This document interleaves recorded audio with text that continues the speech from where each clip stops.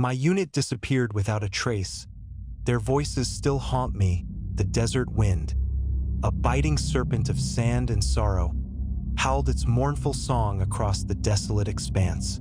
It was a sound I knew too well, a sound that had become inextricably linked to the gaping hole in my memory, the void where Bravo Team used to be. I am Sergeant Major Elias Thorne, and I was their leader. We were the elite, the tip of the spear, the ones sent in when silence was the only acceptable outcome. Now, silence is all I have left, a silence punctuated by the echoes of their laughter, their curses, their pleas. The year was 2047. The world was a fractured mosaic of dwindling resources and escalating conflicts. Bravo Team, 12 souls handpicked for their skill, their resilience, and their adaptability, were tasked with a mission shrouded in layers of classified red tape. We were to investigate a remote research facility, codenamed Project Nightingale, nestled deep within the uncharted regions of the Empty Quarter. Rumors had circulated through the intelligence community, whispers of genetic experimentation, of forbidden knowledge unearthed, of something unnatural. I dismissed them as the usual paranoia that festers in the shadows of war. I was wrong. The facility was a scar upon the landscape, a concrete behemoth rising from the dunes like a forgotten tomb. It was eerily silent, the only sound the whine of the wind and the crunch of our boots on the sand. The outer perimeter was unguarded. No sentries, no alarms, just an unsettling stillness that crawled beneath your skin. Inside, the air was thick with the metallic tang of blood and the cloying sweetness of decay. The corridors were dimly lit by flickering fluorescent bulbs, casting long, grotesque shadows that danced with our every move. We cleared each room with practiced efficiency, our weapons raised, our senses on high alert. Labs, offices, living quarters, all abandoned, all bearing the marks of a hasty evacuation. Equipment lay scattered, research notes littered the floors, personal belongings left behind. It was as if everyone had simply vanished into thin air. But they hadn't. The first sign that something was terribly wrong came in the form of the screams. Faint at first, barely audible above the drone of the wind, but growing steadily louder, more desperate. They echoed through the corridors, bouncing off the cold concrete walls, a cacophony of terror that tore at my nerves. They were the voices of my team, but they weren't the voices I knew. They were distorted, twisted, filled with an anguish that chilled me to the bone. "Thorne, help me!" It was Miller, our demolitions expert, his voice cracking with pain. "Don't let them take me." Then came Jackson, our medic, his calm demeanor shattered, replaced by a primal scream of horror. "It burns!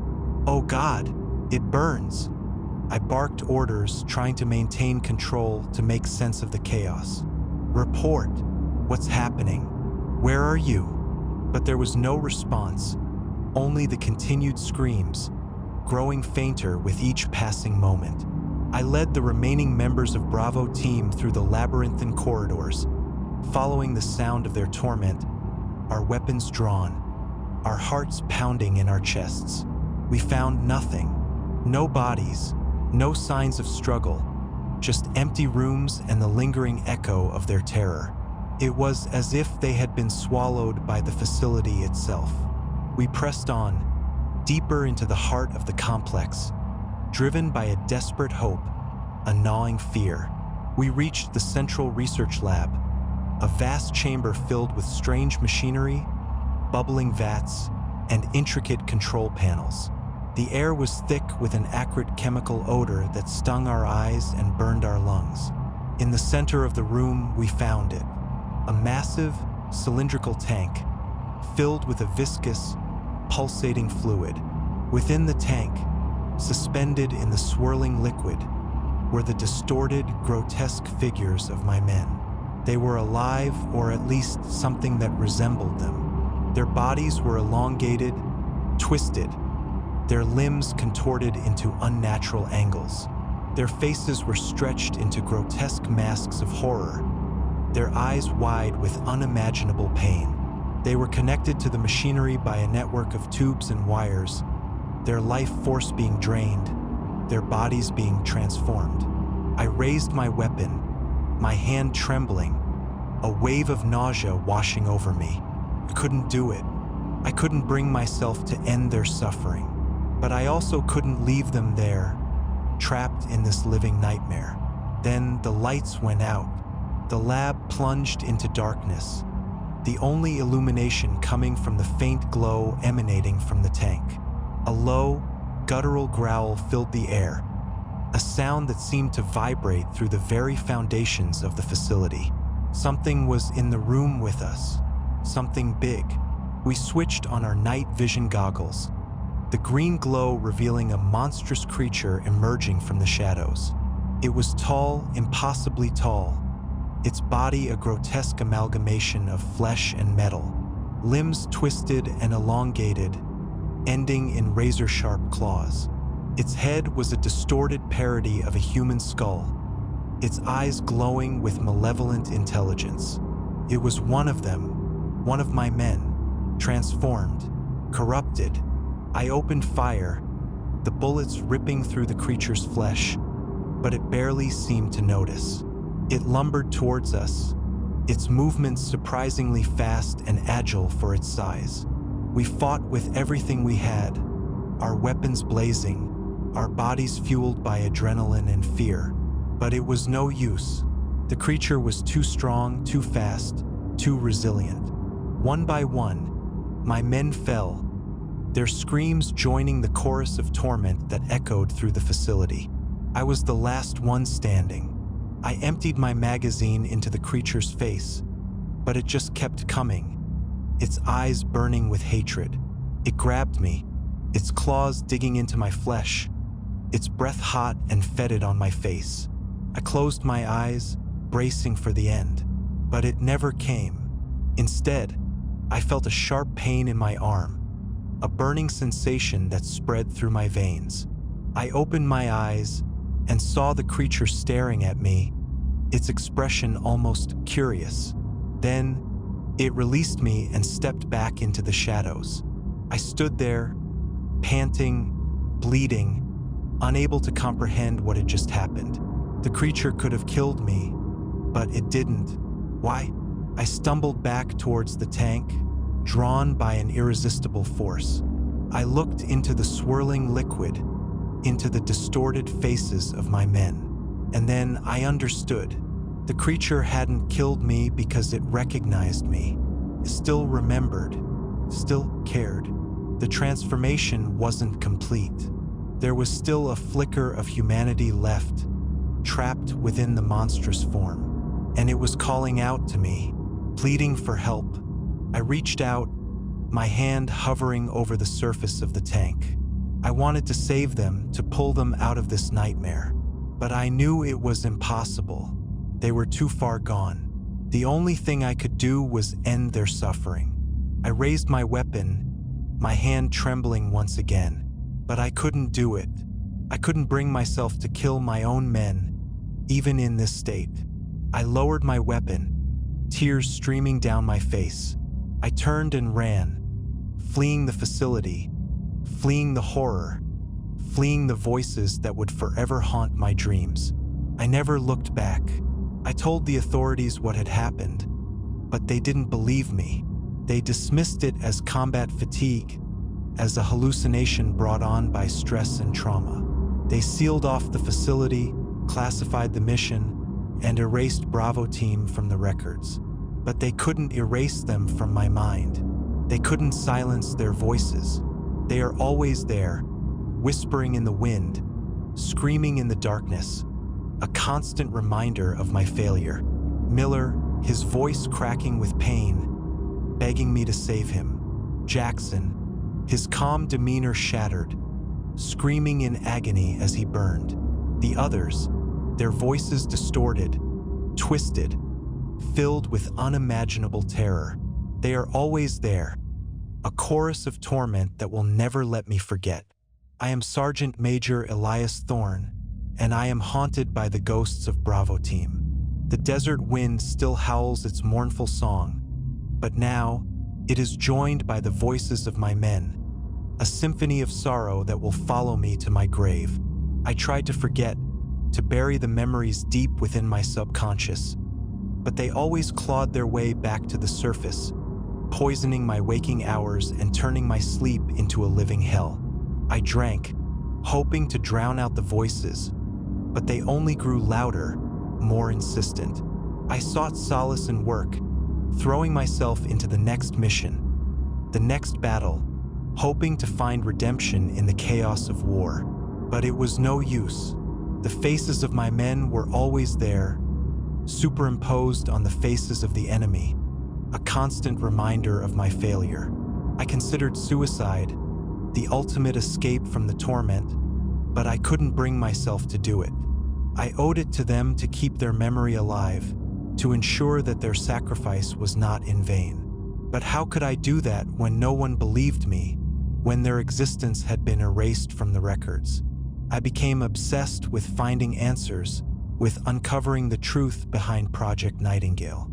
I spent years poring over classified documents, tracking down former researchers, piecing together fragments of information.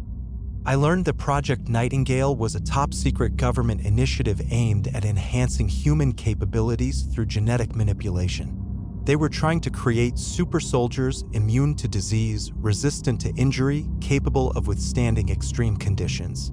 But they had gone too far, tampering with forces they didn't understand. They had unleashed something terrible, something that had transformed my men into monsters. And they had covered it up, burying the truth beneath layers of lies and deceit. But I wouldn't let them get away with it. I would expose their crimes. I would avenge my men. I knew it was a dangerous path, that I was risking my life, but I didn't care. I had nothing left to lose. I started leaking information to the press, anonymously at first, then more openly as I gained confidence and support. I faced opposition from the government, from the military, from powerful corporations who had a vested interest in keeping the truth hidden. They tried to discredit me, to silence me, but I refused to be intimidated. I had the truth on my side, and I wouldn't stop until it was revealed.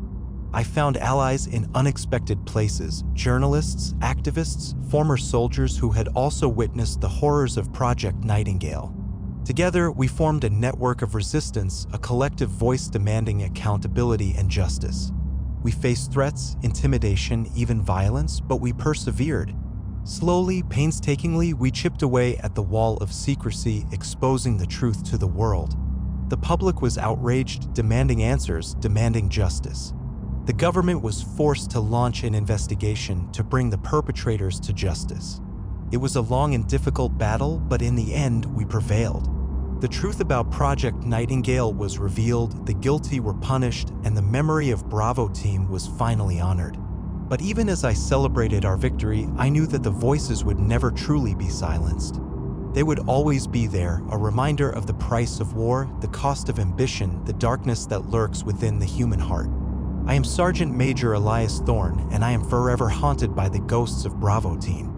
Their voices still echo in my mind, a symphony of sorrow that will never fade. But now, they are also a source of strength, a reminder of the importance of fighting for what is right, of never giving up hope, even in the face of unimaginable horror.